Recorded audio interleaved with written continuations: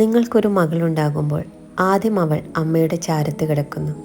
പിന്നെ വൈകാതെ തൊട്ടിലിൽ, വീണ്ടും അച്ഛൻ്റെയും അമ്മയുടെയും ഒപ്പം കട്ടിലേക്ക്. വളർന്നു വരുമ്പോൾ അവൾ മറ്റൊരു മുറിയിൽ തനിയെ കിടക്കുന്നു. ആ മുറി അവളുടെ മാത്രം സ്വകാര്യ സ്പേസാണ്. രാത്രികളിൽ മകൾ ഉറങ്ങിയോ ലേറ്റ് അണച്ചോ എന്ന് പതുക്കെ എത്തി നോക്കുന്ന അമ്മ, ശരിക്കും പുതച്ചു കിടന്നാലും പുതപ്പൊന്ന് അനക്കിയിട്ടിട്ട് പോകുന്ന അച്ഛൻ. അവൾ ഉറങ്ങുകയാണെങ്കിലും അച്ഛനും അമ്മയും ചെയ്യുന്നതൊക്കെ അവൾ ആത്മാവിൽ അറിയുന്നുണ്ട്. നിങ്ങളുടെ കരുതലുകൾ, ആ മുറിക്കുള്ളിലെ സുരക്ഷ, അതൊക്കെ അവൾ ആസ്വദിക്കുന്നുമുണ്ട്. മുറിക്ക് പുറത്ത് മാതാപിതാക്കൾ, സഹോദരങ്ങൾ ഇവരുണ്ട്.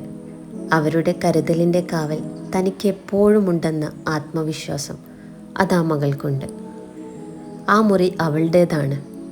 ഈ ലോകത്ത് ഏറ്റവും സുരക്ഷിതമായ ഇടം, അവളുടെ സ്വപ്നങ്ങൾ പൂക്കുന്നിടം, അവളുടെ ദുഃഖങ്ങൾ ആരും അറിയാതെ ഒരു തലയിണയിൽ കെട്ടിപ്പിടിച്ച് വിതുമ്പിക്കരയാനുള്ള ഒരിടം, സന്തോഷത്തിൻ്റെ, സുരക്ഷിതത്വത്തിൻ്റെ, ലാളനയുടെ, സ്വപ്നങ്ങളുടെ, അവളുടെ ഏറ്റവും പ്രിയപ്പെട്ട ആ സ്ഥലത്ത് നിന്നും അവൾ ബാല്യവും കൗമാരവും യൗവനത്തിൻ്റെ ഒരു ഭാഗവും ചെലവാക്കിയ ആ മുറിയിൽ നിന്നും അവളെ ഒഴിപ്പിച്ച് മറ്റേതോ അപരിചിതമായ ചുറ്റുപാടുകളിലേക്ക് നിങ്ങൾ അയക്കുന്ന പ്രക്രിയയാണ് കല്യാണം. ഉള്ള സ്വത്തിൻ്റെ ഓഹരിയോ അതിലും കൂടുതലോ കൊടുത്ത് നിങ്ങൾ അവളെ അവളുടെ മുറിയിൽ നിന്നോ അല്ലെങ്കിൽ അവളുടെ ലോകത്ത് നിന്ന് പുറത്താക്കുന്നു. ഒരു ചെറിയ തൈ പറിച്ച് നടന്ന പോലെ. പുതിയ വീട് അല്ലെങ്കിൽ സാഹചര്യങ്ങൾ അനുകൂലമാണെങ്കിൽ അവൾ പുതിയ പരിസ്ഥിതിയിൽ സന്തോഷവതിയാകും. അങ്ങനെയല്ല, പുതിയ സാഹചര്യത്തിൽ ഒത്തുപോകാൻ പറ്റില്ലെങ്കിൽ വിവാഹം കഴിഞ്ഞ് മകൾ ഇറങ്ങുമ്പോൾ നിങ്ങളൊന്ന് പറയണം, നിൻ്റെ മുറി എന്നും നിനക്കുള്ളതാണെന്ന്. ഏറ്റവും കുറഞ്ഞത് ഞങ്ങളുടെ മരണം വരെ.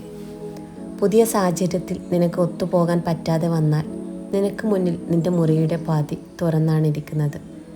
ഇനി ഒരു സംഭവകഥ. ഡോക്ടർ ബാബു പോളിൻ്റെ എഴുത്തുകളിൽ എവിടെയോ വായിച്ചതാണ്. അദ്ദേഹത്തിൻ്റെ മകൾ ഏതോ പരീക്ഷയ്ക്ക് കാര്യമായ മാർക്കൊന്നും ആകാതെ വീട്ടിൽ വന്നു. സമയം സന്ധ്യയായി, രാത്രിയായി, അത്താഴം കഴിഞ്ഞു. അച്ഛനും മകളും തമ്മിൽ മിണ്ടിയിട്ടില്ല. അങ്ങനെ രാത്രി അദ്ദേഹം അദ്ദേഹത്തിൻ്റെ എഴുത്തുമുറിയിലിരിക്കുന്നു. മകൾക്ക് മാർക്ക് കുറഞ്ഞ വിവരം അദ്ദേഹത്തെ ഭാര്യ അറിയിച്ചിരുന്നു. മകൾ അദ്ദേഹത്തിൻ്റെ അടുത്തേക്ക് ചെന്നു. മകളുള്ളിൽ ഉത്കണ്ഠയോടും സങ്കടത്തോടും കൂടി മാർക്ക് കുറഞ്ഞ കാര്യം പറയാൻ തുടങ്ങി. പറഞ്ഞ് മുഴുമിപ്പിക്കാൻ അദ്ദേഹം സമ്മതിച്ചില്ല. അതിനു മുമ്പ് മകളെ കെട്ടിപ്പിടിച്ച് നെറ്റിയിലൊരു ഉമ്മ കൊടുത്ത് അദ്ദേഹം പറഞ്ഞു, മാർക്ക് കുറയുകയോ അബദ്ധങ്ങൾ സംഭവിക്കുകയോ ചെയ്യും. അതുകൊണ്ട് നീ എൻ്റെ മകളല്ലാതാവുന്നില്ല. എൻ്റെ വാത്സല്യം കുറയുകയുമില്ല. ഇനിയൊരു വെറും കഥ. ഒരിടത്ത് ഒരു വിധവയായ സ്ത്രീ ഉണ്ടായിരുന്നു. അവർക്കൊരു മകളും. ആ മകൾക്ക് വിവാഹപ്രായമായി. വിവാഹവും കഴിഞ്ഞു. വരൻ്റെ വീട്ടിലേക്ക് പുറപ്പെടും മുൻപ് അമ്മ മകൾക്ക് ഒരു സീൽ ചെയ്ത ചെറിയ കവർ കൊടുത്തു. എന്നിട്ട് പറഞ്ഞു, ഭർത്താവിൻ്റെ വീട്ടിൽ ഇനി നിൽക്കാൻ വയ്യ എന്നൊരിക്കൽ തോന്നിയാൽ മാത്രം ഈ കവർ നീ തുറന്നു നോക്കുക. ഭർത്താവിൻ്റെ വീട്ടിൽ സന്തോഷകരമായ ജീവിതമായതുകൊണ്ട് മകൾക്ക് കവർ തുറക്കേണ്ടി വന്നില്ല. വർഷങ്ങൾക്ക് ശേഷം അമ്മ മരണാസന്നയായി കിടക്കുമ്പോൾ മകളോട് ആ കത്ത് പൊട്ടിച്ച് വായിക്കാൻ പറഞ്ഞു. തുറന്നപ്പോൾ ഒരു തുണ്ട് കടലാസും ഏതാനും നോട്ടുകളും പുറത്തു വന്നു. ആ തുണ്ട് കടലാസിൽ എഴുതിയിരുന്നത്, നിനക്ക് നിൻ്റെ വീട്ടിലേക്ക് വരാനുള്ള ടാക്സി കൂലി ഇതിലുണ്ട്.